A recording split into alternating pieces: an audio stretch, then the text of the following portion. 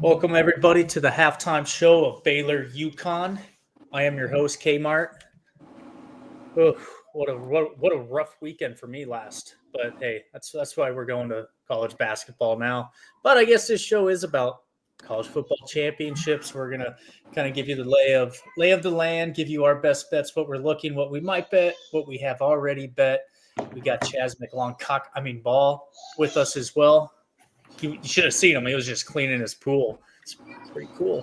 What a life. And we got, of course, DGen for life, Mr. Joey Cheese. Take it away. Yep. What up, guys? Welcome in. Fade you, four idiots. Been following you guys since day one. What up, Mr. Neezy TV? We respect it. Thank you. We appreciate it. Make sure like, follow, comment, retweet, the whole nine. College football championship weekend.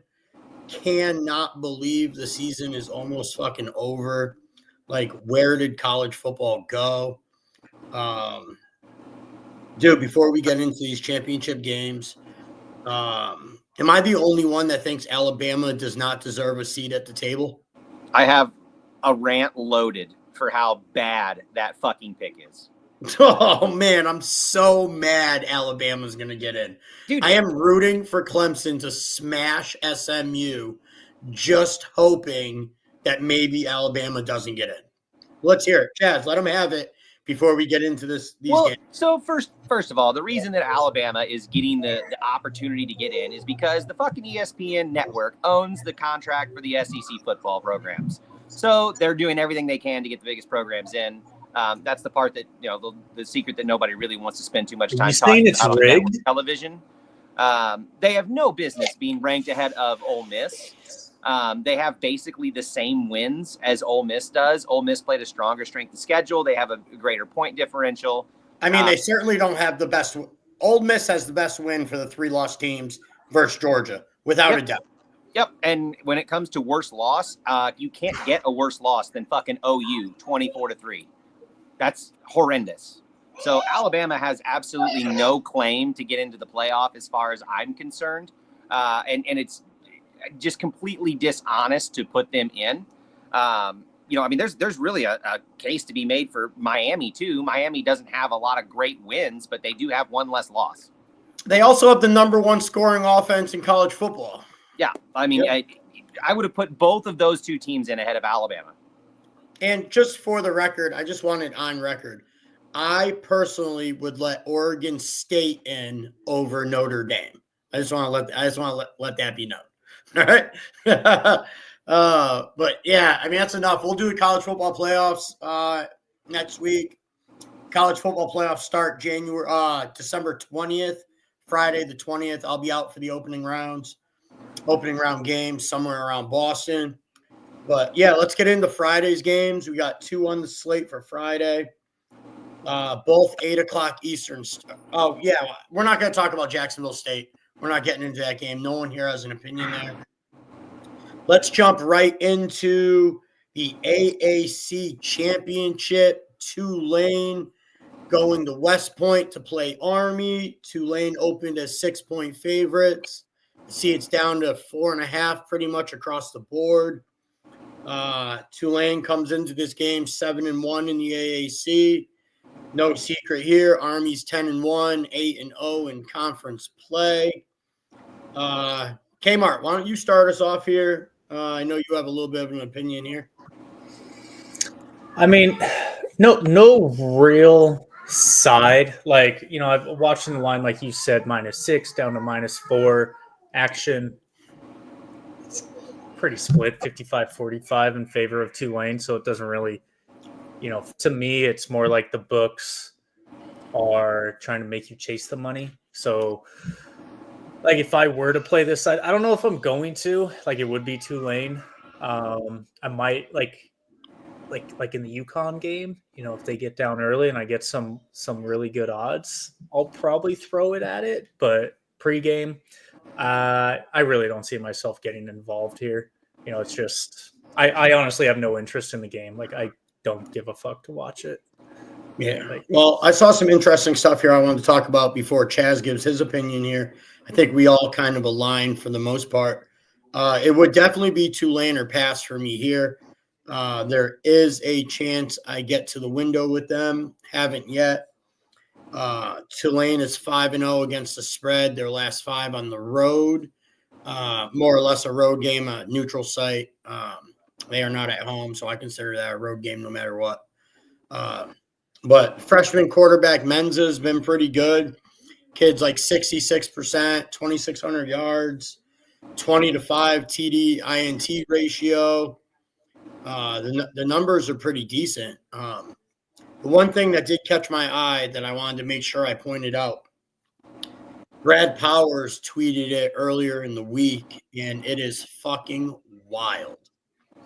Tulane's head coach, John Summerall, versus the option offense, which obviously all the military schools run, in 3 meetings, 2022 versus Army, 2023 versus Army, 2024 versus Navy, has given up a combined 9 points.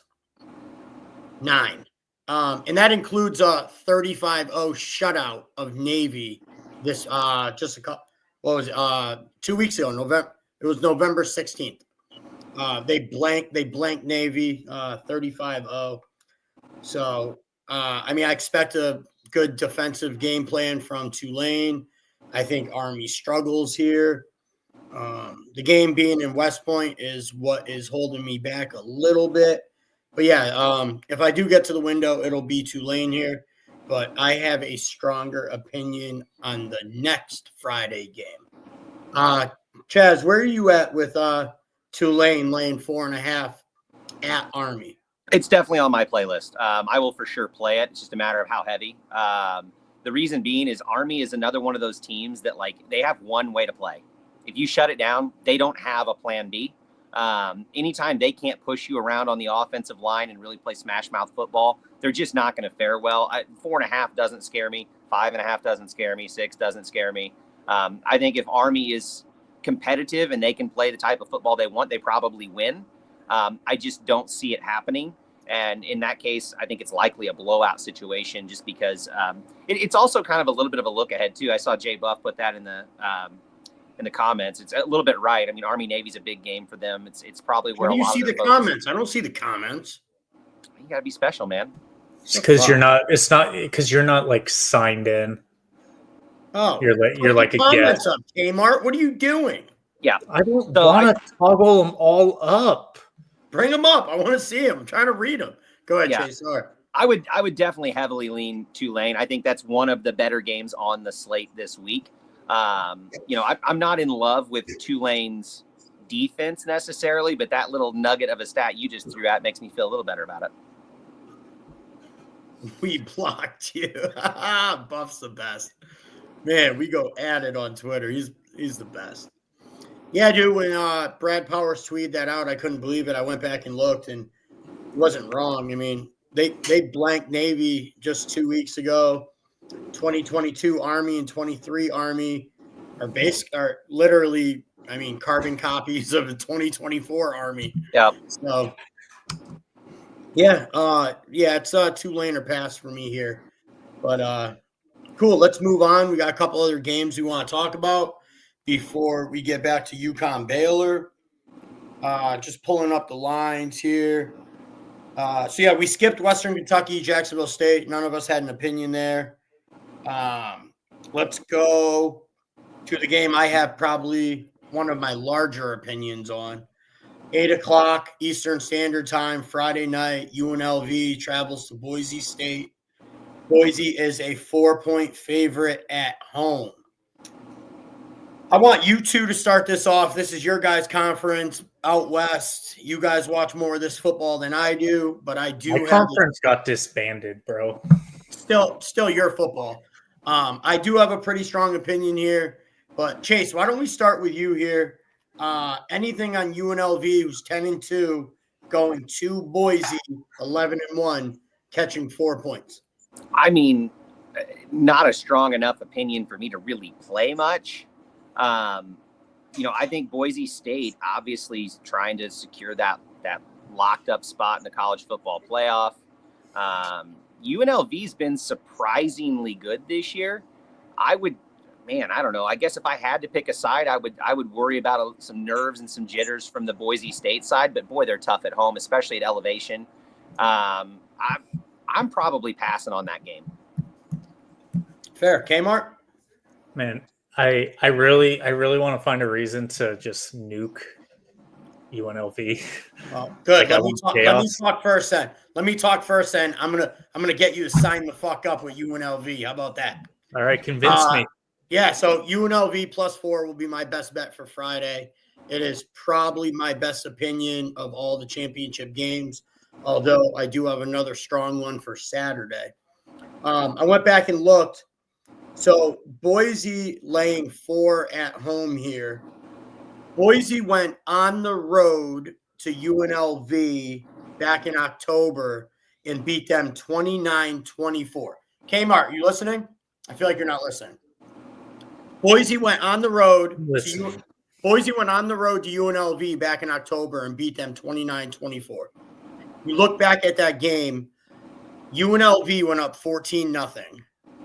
Boise blanked them in the second quarter and scored 17. And then UNLV took the lead back in the third. UNLV had the lead going into the fourth. They were up 1, I believe. They were up, I think they were up 24-23 going into the fourth. It took Boise a 19-play, 9-minute drive in the fourth quarter to win that game. So Boise, like the stat sheets don't like the score. If you just look at the score, it doesn't show you everything. Boise went 4 for 4 on fourth down, 3 of them being in the fourth quarter. And they won the turnover battle 1-0 in that game. And they still barely survived that game. What else? UNLV's defensive strength. Their defense, they're up front against the rush. What's Boise do? They give the ball to fucking Gianti and let him run it down your throat. Guess what? UNLV's already seen him this year. They held him to 3.7 yards per rush. This for me is a big UNLV spot. I think the line says it all. Boise just went to UNLV, beats them by 5. Now we come back to Boise in the championship game, and you only have to lay 4. I'm not buying it. UNLV wins this game. Yep. So does that mean you're betting money line? I might give out the money line, but I'm going to play the +4 here. I haven't decided how many units, but there is a very good chance UNLV +4 is a 5-unit bomb for me. There's a very good chance. So, well, I mean, if you're going to put 5 units on UNC Greensboro last night. Yeah, that's how we do it. So let me hear it, though. What's your opinion? I know you're looking for an opinion to like UNLV. Hopefully, I just convinced you. I mean, I remember watching the first half of that matchup, because back then, like, it was, kind of like the marquee. I don't remember it was Friday night or whatever it was. And then, Thomas, I can't listen. I've been listening all day. I've been listening to people bitch and whine and complain all day. Like, it's just tough. Anyway, yeah, I mean, I'm happy that it's your most opinionated game because that's going to get me to probably just follow you down the yellow brick road to cash any day. But like, I don't know. Like, it's tough because, like, on one hand, it's like obviously Boise probably really. I mean, you're going to get the best out of both for the exact opposite reasons. Boise wants to go to the playoff. UNLV wants to say, shut up. And I obviously just want UNLV to beat them because it's like, I don't think Chase got into this, but I just really don't understand how if Boise wins this game that they get a first round bye. Like the second round of the playoff based off what came out yesterday is going to be dog shit. Absolute joke. Like, who the fuck wants to watch this? Like, you made a 12-team playoff. Cool, bring in Alabama. I don't care. Bring in Ole Miss. I mean, at this point, God, let's have 16 teams. But let's stop this like, I don't know, like the top What's 4 teams in the country, you get a bye. You don't get a bye because the Pac-12 is no longer in Mountain West. I mean, no offense, like SMU is good too, and I know we'll talk about that later. But still, SMU, it's like, what's the Like implication? you're a 21-point dog to any team in the top 6. yeah, like, What's Yeah. the implications if Boise loses? I think UNLV gets in. I think UNLV has the route to get in. They win the conference championship. UNLV gets in. I mean, And then who do they get fucking smacked by in the second round? That's irrelevant. Let's get in first, right? Yeah. They get smacked. They get smacked by somebody, Chase. Of course. dude, Just let like them play the winner of just like- Arizona State, Iowa State. Listen, just like Indiana's going to get smacked, they're in. If Notre Dame's going to get their shit trounced by somebody, Miami gets in, they're going to give up fucking 9 touchdowns if they get in. Yep. The same thing. Like there needs to be a play-in game, and that play-in game should be SMU Miami. It's not a bad look. Yeah, I agree. Just saying. 54-51. SMU plays a little more defense than Miami. I mean, I play more defense than fucking Miami does. It's true. So, yeah, Boise State is my best opinion on Friday night. I haven't made an official play yet, but it is something on my list, on my radar. When I do play it, I will tweet it out. Let's get to Saturday. I don't want to take too much time here. I want to watch this UConn game. But, Kmart, I'm going to start with you because I know this is where you have your strongest opinion. 12 o'clock Saturday, Eastern Standard Time. Number 16, Iowa State at number 15, Arizona State. Line is ASU -2. Where are you at, Kmart? And for a second there, like I won't lie, I kind of forgot the playoff and the championship week was different. I was like, oh my God, I'm going to go down to Tempe this weekend and watch this Iowa State. And I was like, oh, it's in Jerry World or wherever. But yeah, like, I mean, Arizona State's a great story. Like, I just don't see. I just don't see them beating Iowa State. I mean, Rocco Beck, he's going to make enough plays. I don't think he's the strongest quarterback, but he can. I do think he's better than Levet for Arizona State. Obviously, Arizona State's got Scatabo, but Iowa State also, I forget his name. They also have their own great running back. Iowa State, in my opinion, has a much stronger front. So I think they're going to really be able to stop Scatabo and really put the onus on Levet to throw the ball, which isn't his strong suit. Like the only way Arizona State wins this game is I think Levitt's going to have to rush for over 100 yards, which he can do. I just believe Iowa State's going to have the game plan to stop that. And offensively, I mean, they can score pretty quick. They're pretty dynamic on offense. Dude, recency bias here, Kmart. I mean, we just watched what Iowa State did to KSU last Saturday. I mean, they shut Kansas State down.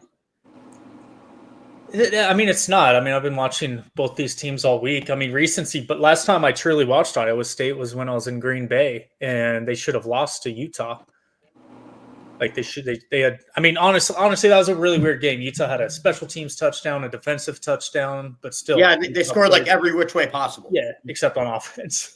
It was a silly game, but it was fun as hell to watch. But like body of work from what we've seen all season long, I love Iowa State in this spot, and it does sadden me because obviously I have ties to ASU, but if I remember correctly, Iowa State's your best bet for the weekend, correct? Yeah, that's the only thing I've bet so far. And you gave it out at +2? Ooh, and look at Jeff. See, Jeff, I don't even pay attention to this shit. Arizona State, #1 wide receiver out. That boy, Buffy. And I did see Buff's CT good with all that to them this morning as well. So Buff's such a reader. He is. Hey, when comments come up, Kmart, I need you to pull them up so I can see. Buddy. Come on. I'll just sign you into this thing so you can see them like all of us. Fuck, I want them to pop up on my screen too, dude. Chase, where are you at in this game? It would be Iowa State or pass for me. I'll probably ride with Kmart. I'm guessing. I need to do a little more due diligence in it. I mean, I think as long as you can slow down the run game, for guys, Arizona, I'm due. I lost 3 college football games in a row last weekend. Okay, I'm due. I'm just due. Like that hasn't happened in I don't know the 3 years of the fucking show.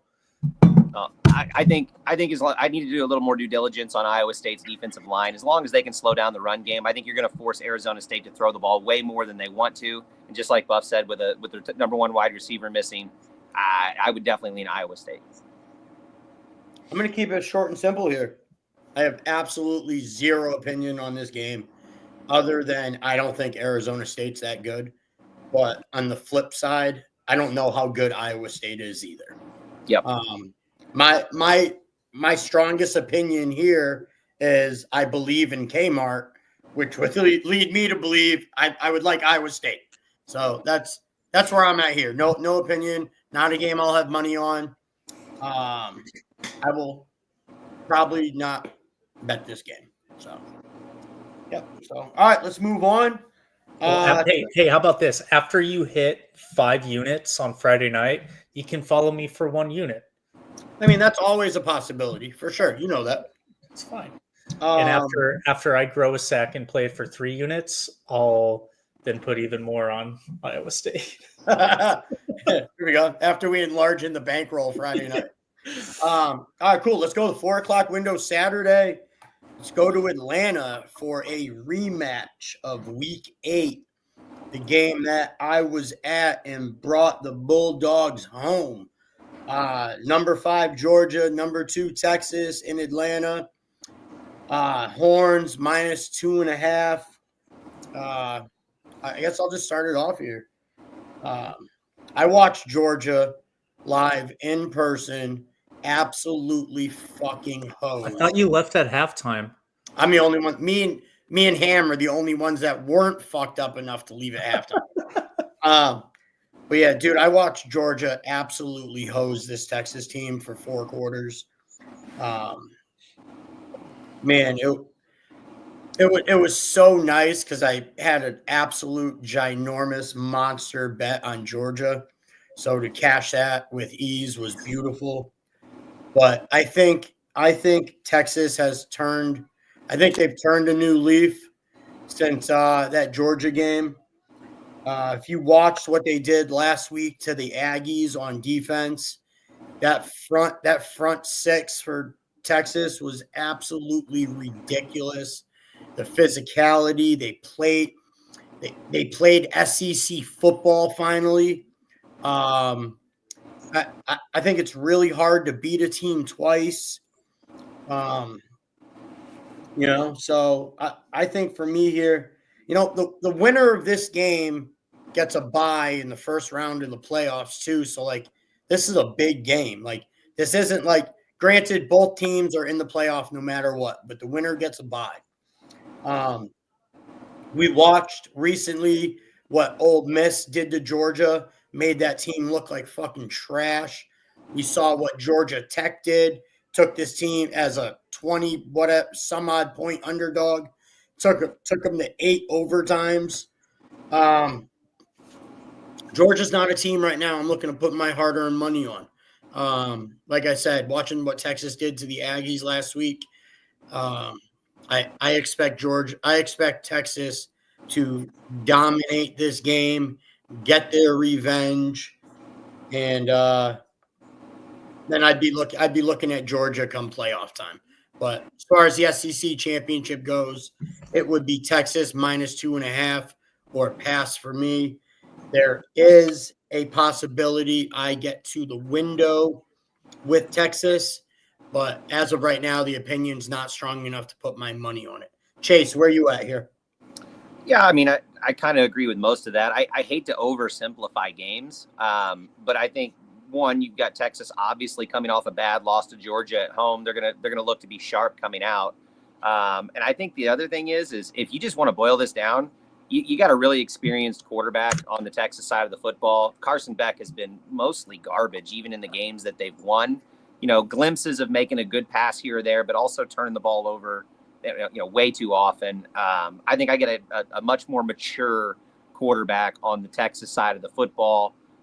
So at the very least, that's a reason enough to get me to look at that side. Kmart? Yeah, I mean, honestly, like I agree with you guys. It's going to be Texas or no bet for me. I'm not there yet. Like the one thing I don't really understand is everybody else is, based off the numbers, is on Texas too, even after they got just wiped. Which shocked me. Yeah, so that's kind of why I haven't bet it yet. I'm just kind of like, I'm going to probably wait till pretty close to kickoff before I possibly pull on this. But, and again, this might be a live situation where I just got to see the first quarter, first half. Like chances are it's going to be fairly similar. Like might get a better number. So yeah, like nothing yet, but I agree. I think Texas after that ass whooping has got their gears in shape. And Sark is a good coach. Like I will give him that. I think he'll have them ready. He'll fix the gaps that were in that Georgia took advantage of them. They've obviously seen, I would guarantee that he and Lane Kiffin are still very close and speak. And I'm sure, he talked about how they took advantage of Georgia. Yeah, I agree. All right. Well, let's get into let's go the 8 o'clock window. We got two more games to talk about. Chase, start us off here. Clemson, SMU -2.5. We saw this line flip. Open Clemson -3 at most books. Significant line move, 5.5 points through 0. Man, what do you make of that? It's a little wonky. For sure. But I think this is one of those times where SMU's kind of avoided having to play any real tough games this year. It's not like they've got like a gauntlet schedule and they've managed to come out 11-1.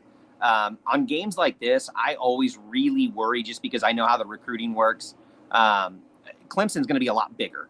They're going to be able to push around SMU on the lines, and they're going to have a lot more depth.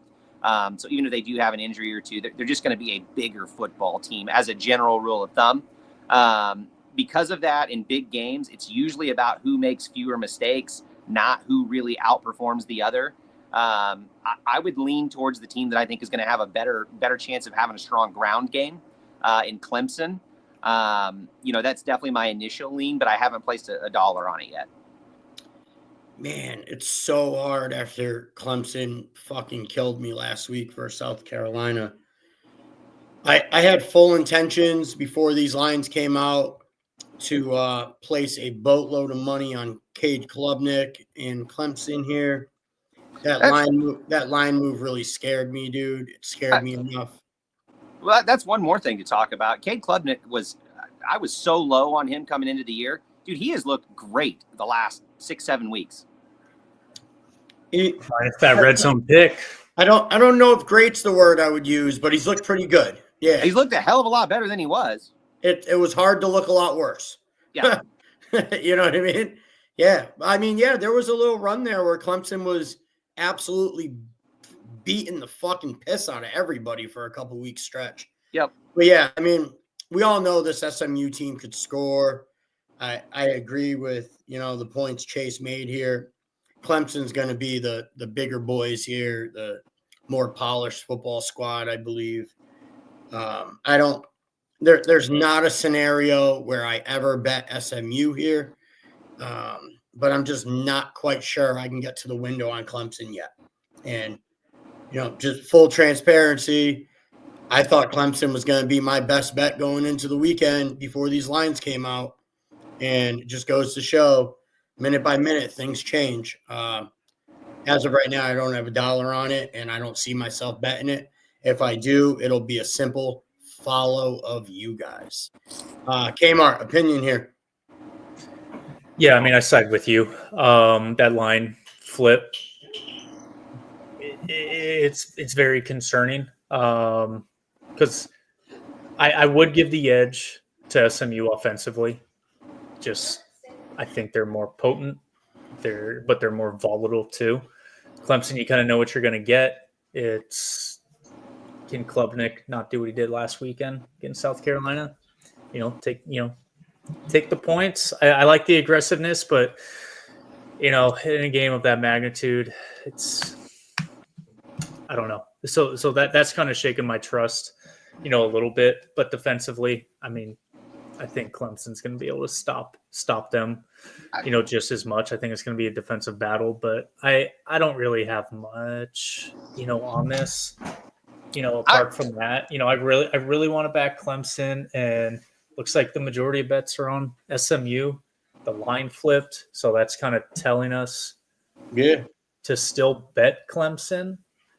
But like everything else, I kind of look at, like, I don't know, like there's almost not enough like analytics for me to like pull the trigger on this, because as I've seen in a couple weeks when I force shit, it usually doesn't work out well. I'll probably get to the window on Clemson. It's just a matter of how much. Chase, my boy Snack said the sun setting behind you looked amazing with your hair glistening in the sunset. Yeah, it went quick. Snacks is my dude, loyal follower, great guy, really good dude. Or was it a UFO that just went? It is Vegas. Anything's It is possible. Vegas, baby. Yeah. All right. Well, listen, let's get to the biggest game, in my opinion. Me and Chase could start arguing now. So, Kmart, we'll let you start it off before me and Chase fight. But Nittany Lions traveling to Indianapolis, Lucas Oil Stadium, catching 3.5 versus the undefeated Ducks. Where are you at here? Anybody ever watch that silly little turtle cartoon called Franklin? Yes. I have not. It's not a great show, but that's James Franklin. He's just gonna, slow and steady here. He's not very good in the big games, kind of like Ryan Day, but like I am really close. Like, honestly, if I bang Iowa State, I'm probably gonna come out with Penn State plus 3.5 in money line, like equal units. Just like I think, like, it's Chase said it in the comments earlier in the week. Penn State is either going to win or get blown out. Like, I don't know, but like just in case, I don't know, maybe they do something like SC did to Penn State and just fall apart late and lose by a field goal. I kind of want that to possibly break even, but Penn State, since that SC game, because going into that, none of us were very high on them. I think we were all on USC back in October, and they have got better week after week, offensively, defensively. Oregon, obviously the number one team for months, but they're not perfect. They're not perfect. I mean, the record says they're perfect. They're fucking 12. I mean, they do have a perfect record, but I mean, they've had some squeaks. They play with their food a little bit. They like Dan Lanning likes to try new things. He likes to try things, and I don't know. Franklin's, to me, is, I think where he messes up is he's probably more aggressive. He does, but I think in this scenario with like a fake punt, something stupid like that, it's going to be the great equalizer. I don't know. Like I like at some point, all these coaches got to be tired of hearing, because they hear it. Can't win the big game. So we'll see. I'll let you guys talk. Go ahead, Chase. Tell them why you like fucking Oregon, dude. Go ahead. I'll be happy to. Anybody who bets money on James Franklin in big games just doesn't like money. If you had played James Franklin in big games up to this point in his career, you would have won exactly $0. There's absolutely no reason to back a team that has constantly lost this game, and not just lost it by a lot. Kmart said that's what, we were talking about that in the chat. Like, they don't just like, oh, hey, they lost by 3 and managed to get a cover. No, they get fucking blown out by 30. I have no interest in backing a Penn State team. Their signature win this year is at home against Illinois. Like, they've played no one. I'm not that high on Oregon either. It's not like I think Oregon is just a juggernaut of a team. But I have no interest in backing a Penn State team in a big game. They've played one other decently sized game this year against Ohio State. They couldn't move the fucking football. I have no interest in backing Penn State in any big game, almost regardless of who they play. Like, I can't even say like you're wrong. You know what I mean? Like, facts do the talking around here, right, Chase? But you guys know me, man, Mr. Contrarian. Here we go. Penn State is another game outside of UNLV, Boise State. Well, I will 100% have money. Penn State is on my list. I will be betting them. I will be putting my hard-earned fucking money on Mr. 1-13 versus the AP top 5, James Franklin. I don't give a fuck what he's done in the past. I don't care what he did last year. I don't tell Clara, keep it down. All right, talking about Penn State. Tell her we love her though. Uncle Cheese says hi. Listen, I don't care that he's 1-13 against the spread against the AP top 5. Those games don't matter. I don't care what he did at Vanderbilt. But you know what? Everyone wants to talk about that. Everyone wants to talk about how bad he's been versus the top 5. Let's talk about the fact that James Franklin's 32-1 versus teams not named Ohio State or Michigan. Let's talk about that then. You know, you want to bring one thing up, let's bring it all up. Both are irrelevant here. They are playing Oregon. This Penn State team, their defense is filthy. Their edge rushers on defense are going to fucking kill Dylan. I read this yesterday when I was doing this game, when I was breaking this down. Penn State's defense, 2.3 seconds to pressure on quarterback. Number 1 in the country by a large fucking margin. I think we absolutely destroy Dylan Gabriel. Kimber and Harris on the back end, cornerbacks, Penn State. I think they contain the speed of Oregon. I think you jam those guys off the line. Defensive ends get pressure. I think you got to be careful jamming those fast receivers, man. Listen. Yep. But listen, you get pressure on Gillen. You turn him into some 3rd and 8s, 3rd and 9s, 3rd and longs. This becomes a whole new game. Drew Aller, Tyler Warren, these guys are ready. I think Aller makes a statement here. Also, let's not forget we've seen Oregon play 2 contenders this year, and I'm going to use contenders lightly. I don't think Boise State's a contender. Gave up 34 to Boise State. We watched Ohio State come into town. Dropped 30. They dropped 31. Oregon has not done well versus good offenses, versus teams that can move the ball, versus top opponents. Penn State, top 8 rush defense in the country. You're going to shut this Oregon rush game down. You're going to force Gillen to beat you over the top. Edge rusher is going to get to him. I think you turn Oregon one-dimensional here, and I think you get them. I wouldn't be surprised to see James Franklin shock the world here and upset the number 1 team in the country. Without a doubt, Penn State plus 3.5 will be on. Better book the 3.5 now, Joe, because it's trending to minus 115, which means it's moving down to 3. See, I'm not so convinced it is. And you know what? I'm going to wait because I made this line Oregon on a neutral minus 1.5. So anything over that, I'm fine with. I think there's a really good shot we see Penn State win this game. So yeah, just my opinion, and can't get mad at everyone that talks about how bad Franklin is. I've said it on shows in the past, like really hard to put money on this fucking guy. It really is. Yeah. I think the problem when you start looking at, against AP top 5 teams, that's who he's playing is an AP top 5 team. So when you start saying, well, not Ohio State and not Michigan, well, yeah, he can always beat up on the retards. Like, no problem. So the issue is when he has to go up against equal talent, he gets fucking out-coached horribly.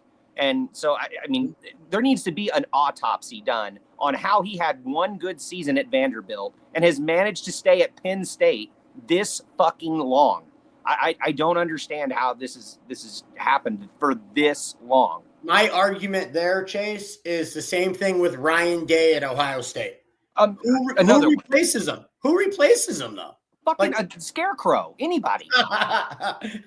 We'll put hazmat suit back there. Yeah, Jesus Christ. Yeah. Anyone would be better. I'm not a big fan of calling for coaches' jobs, but holy shit, man. How much evidence do you need? Yeah.